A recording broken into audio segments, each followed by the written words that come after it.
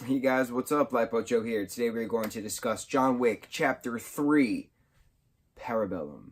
Roughly translates to prepare for war. Now, we know that that's the translation because Winston, head of the Continental in New York, says Parabellum at some point when he holds a brandy glass up to John's dog, in one of the safe houses of the Continental in New York. So, this film takes place literally where the second one ends, right?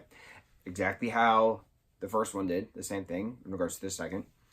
The whole plot of the films, plural, takes place within a few weeks of each other. And we know that because of one of John's old acquaintances in a Russian family says, all this for a puppy? You know, you've wreaked havoc over the last couple weeks, all this for a puppy? Now, we get a little bit more of John's backstory. He was raised in a Russian orphanage within New York City, believe it or not.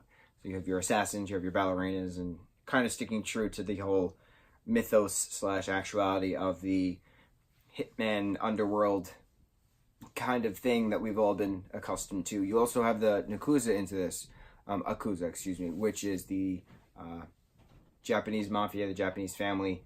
But they're not actually named that, you know? It's just like assumed.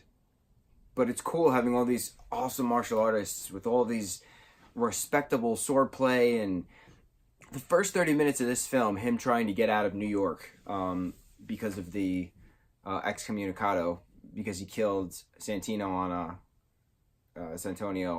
Continental grounds. In the second one is the first 30 minutes of this film is straight up action. Straight up action. It's John's beating up this Russian giant in the public library, New York Public Library. Then he goes on a killing spree in Chinatown, or Little Japan, with all these different old guns that he puts together randomly, and knives and swords and magic, pure magic. Then he's fighting motorcyclists, then he's fighting people in the subway, and it's just chaos. And then the Russians eventually get him to Morocco, where he meets up with Halle Berry's character, Sophia. Now, John has a marker for Sophia, much like Santino had a marker for John, right?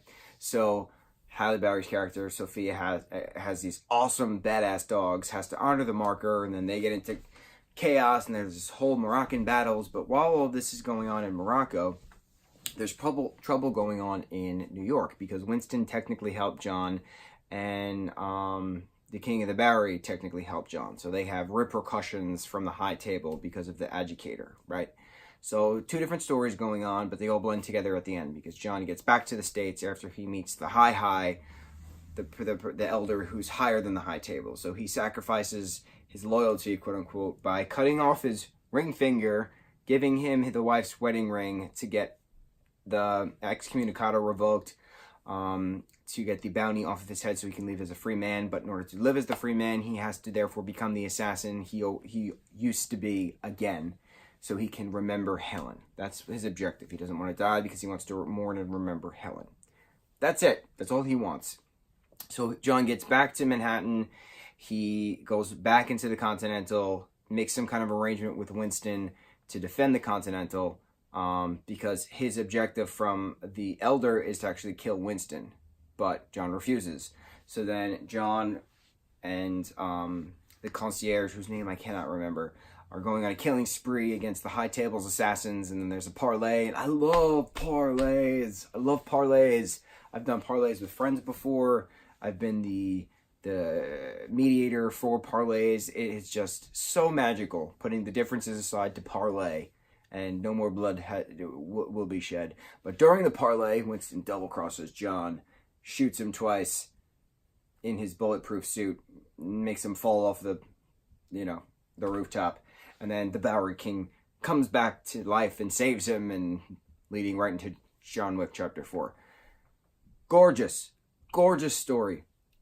Now, Chad Stahelski is the director of this film again, right? He's even said that he's in the works of making John Wick Chapter 4. Why these films are so epic in the action sequences, why the crowd was cheering when people were being murdered viciously with books, with knives, with guns, all of the above, is because Chad is a past stuntman. Chad has been doing stunt work since he was 24 years old. He is a professional. He has been in the business for many decades, and he gets the martial arts aspect. He gets the stage combat aspect. He gets the theatrical aspect that most people don't comprehend.